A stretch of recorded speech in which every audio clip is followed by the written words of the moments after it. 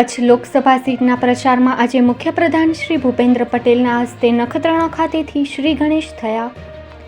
મુખ્યપ્રધાન શ્રી ભૂપેન્દ્ર પટેલે માતાના મઢ ખાતેમાં આશાપુરાના દર્શન કર્યા બાદ અબડાસા મત વિસ્તાર પ્રચાર સમિતિના કાર્યાલયનું નખત્રાણા ખાતે ઉદ્ઘાટન। આગામી 7 મેના યોજાનાર લોકસભા ચૂંટણીને અનુલક્ષીને આજે રાજ્યના મુખ્યપ્રધાન શ્રી ભૂપેન્દ્ર પટેલ માતાના મઢ ખાતે માં આશાપુરાના દર્શન કરી નખત્રાણા ખાતે ભારતીય જનતા પાર્ટી પ્રચાર કાર્યાલયનું વિધિવત ઉદ્ઘાટન કર્યું હતું। શ્રી પટેલે જનસભાને સંબોધતા જણાવ્યું હતું કે વડાપ્રધાન શ્રી નરેન્દ્ર મોદીના નેતૃત્વમાં દેશ સર્વાંગી વિકાસ તરફ આગળ જઈ રહ્યું છે। કચ્છમાં પણ રાજ્ય અને કેન્દ્ર સરકાર દ્વારા વિકાસ માટે અનેકવિધ પગલાં લેવાઈ રહ્યા છે। કચ્છ આજે ઔદ્યોગિક ક્ષેત્રે દેશનું ગ્રોથ એન્જિન બન્યું છે। તેમણે કચ્છ લોકસભા સીટના ભારતીય જનતા પાર્ટીના ઉમેદવાર શ્રી વિનોદ ચાવડાને ખૂબ મોટી સરસાઈથી જીતાડવા અપીલ કરી હતી।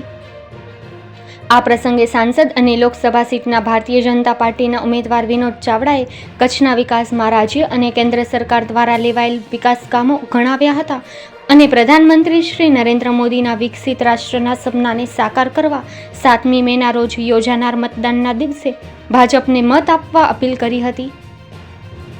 આ પ્રસંગે કોંગ્રેસ સહિત અન્ય કેટલીક રાજકીય પાર્ટીના કાર્યકરો ભાજપમાં જોડાયા બદલ એ કાર્યકરોને આવકારતા અભિનંદન પાઠવતા જણાવ્યું હતું કે અન્ય પાર્ટીમાંથી ભારતીય જનતા પાર્ટીમાં આવેલ કાર્યકરો ખૂબ સારી રીતે સમજી શકે છે કે દેશનો વિકાસ કોણ કરી રહ્યું છે। તેમણે જણાવ્યું હતું કે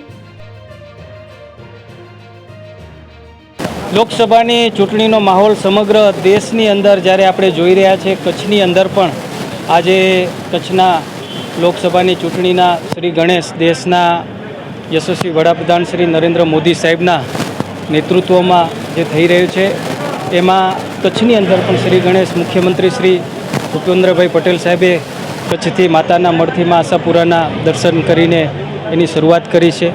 ત્યારબાદ કચ્છની અંદર જે અમારી લોકસભાની સાથે વિધાનસભા છે એમાં અમારી અબડાસા વિધાનસભાના લોકસંપર્ક ચૂંટણીલક્ષી કાર્યાલયનું પણ આજે ઉદ્ઘાટન કરવામાં આવ્યું હતું।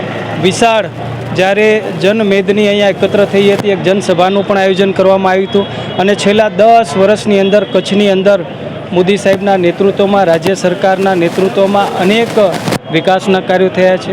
છેલ્લા સવા વર્ષની અંદર એમ કહી શકાય 2022 પછી પણ અમારા ધારાસભ્ય શ્રી પ્રદ્યુમનસિંહજી જાડેજા ધારાસભ્ય બન્યા પછી એમણે પણ આ વિસ્તારની અંદર રોડ, રસ્તા, એજ્યુકેશન, શિક્ષણ અને યાત્રાધામ માટે પણ પ્રવાસનના માધ્યમથી અનેક વિકાસના કાર્યો જ્યારે હાથ ધરવામાં આવ્યા છે। એમાં નર્મદાના પાણી ખેડૂતો માટે આ વિસ્તારની અંદર પહોંચે જેનો પણ ઉલ્લેખ આજે કરવામાં આવ્યો હતો। આવા અનેક વિકાસના કાર્યોની વાત કરી હતી।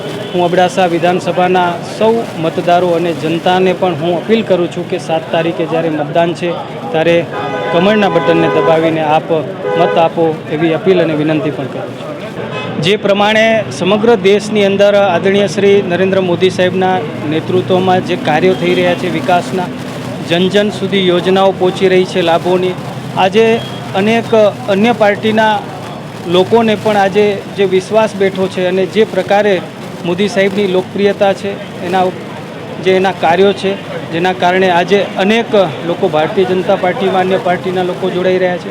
આજે કચ્છની અંદર પણ કોંગ્રેસના સૌ આગેવાનો, દલિત અધિકાર મંચના પણ આગેવાનો, નરેશભાઈ, જિલ્લા પંચાયતના પૂર્વ સદસ્ય નારણભાઈ, આવા અનેક લોકો ભારતીય જનતા પાર્ટીની અંદર આજે જોડાણા છે।